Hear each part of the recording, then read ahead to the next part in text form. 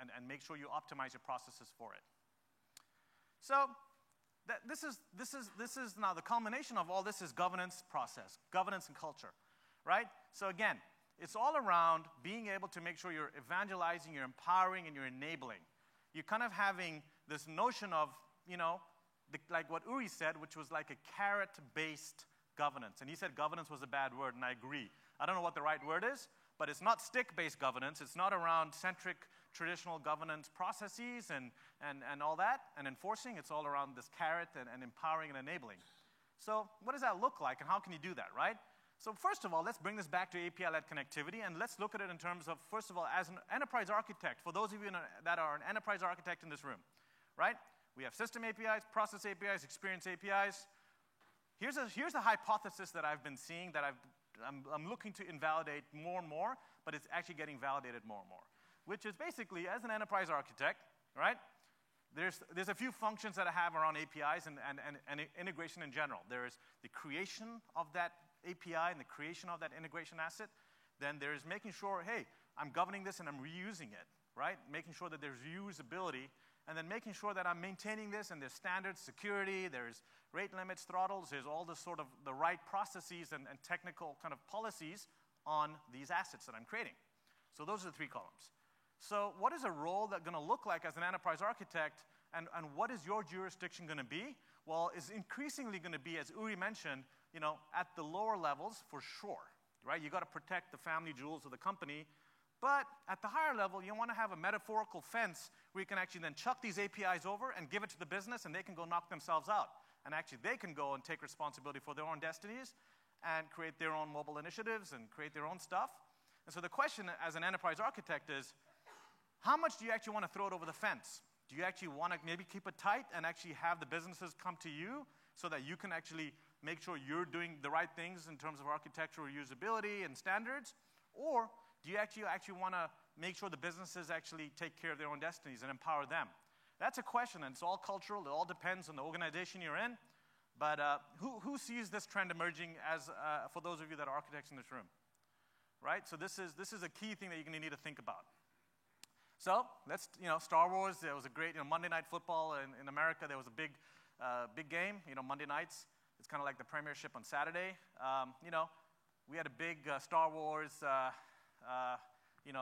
trailer for the Force Awakens. So I'm going to use a Star Wars theme for the next 4 slides in honor of that, right? So what we see is that the first thing that we see is this ability to internally evangelize in your company, finding folks that are going to be enabling mentorship around APIs and enabling sort of periodic informal API events and enabling developers to get up to speed with this kind of thinking around APIs and microservices, et cetera, right? How many of you actually have someone that's like an internal evangelist in your company?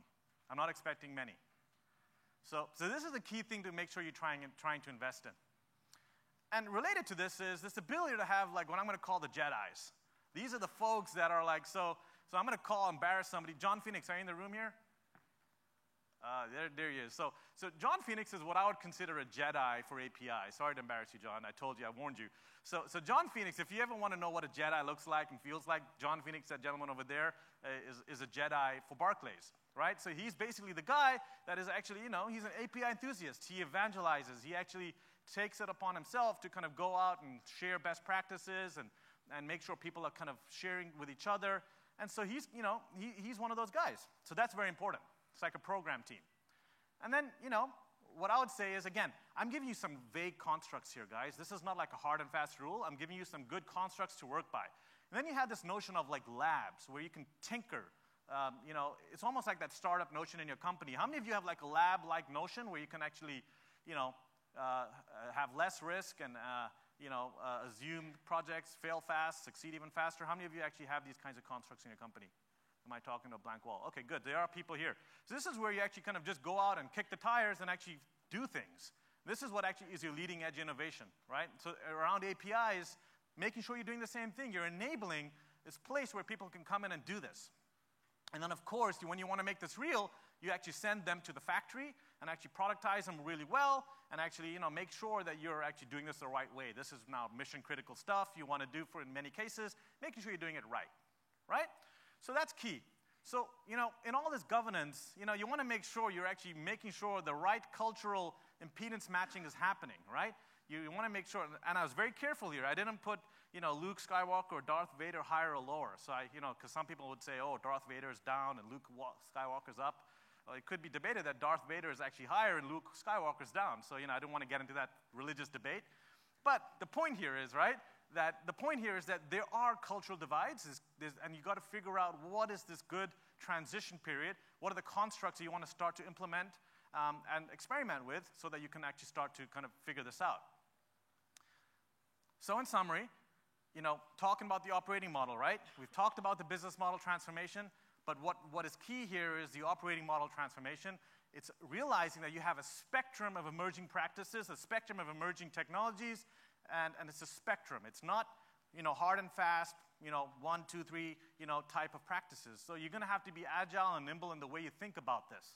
And that's not a tough problem. That's not an easy problem. It's a very tough problem to solve. And so this is where, you're going to need a lot of sort of learning from each other. That's why we're here. Talk to us. We get to see a lot of this stuff. And so this is all around. That's why Dave Wyatt in the beginning said engage early, because we really want to work towards outcomes, and we bring these best practices to bear so we can actually help you in this journey.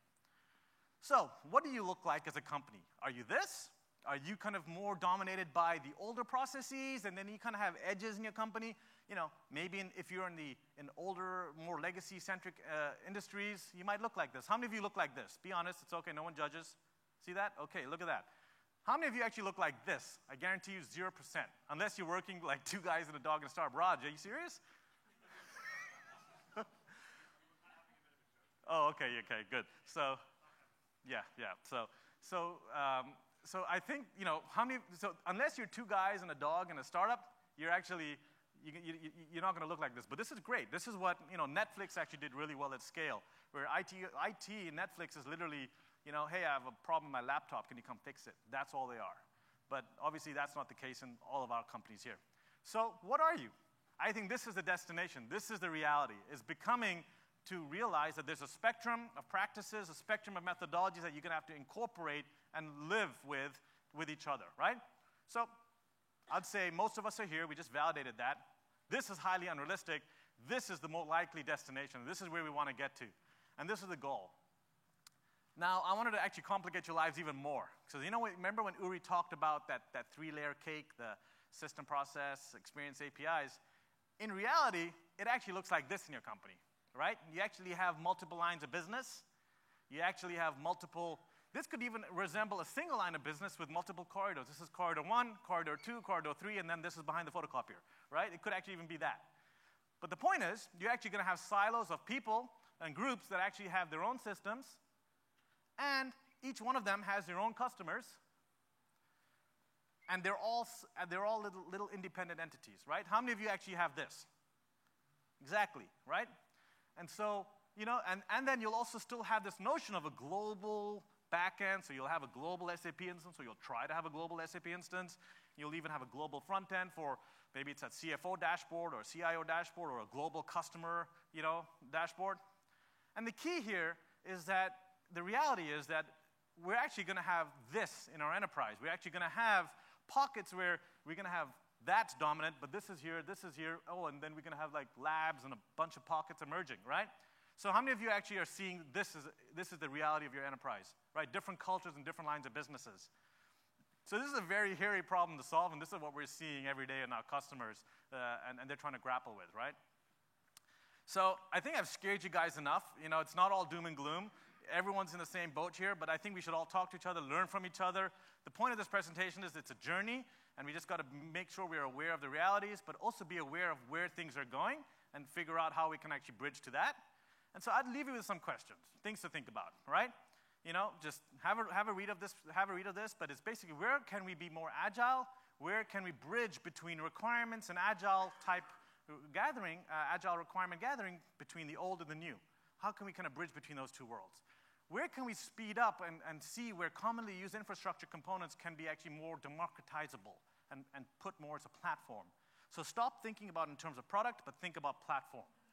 And then, how do we actually modernize ourselves around team and culture makeups, right? So we have to acknowledge that and be real, but we're not going to all be small little startup-oriented teams, but that is happening, and so how do we actually work with that construct? And then around governance, how do we make sure we're enabling ourselves for a good API building block program? And then how do I exist with my existing processes and make sure that that governance is matching with the governance that gets existing over here? And so these are the key things I'd like you to think about. There's a lot of information here, but it's all about a journey. It's all about an operating model.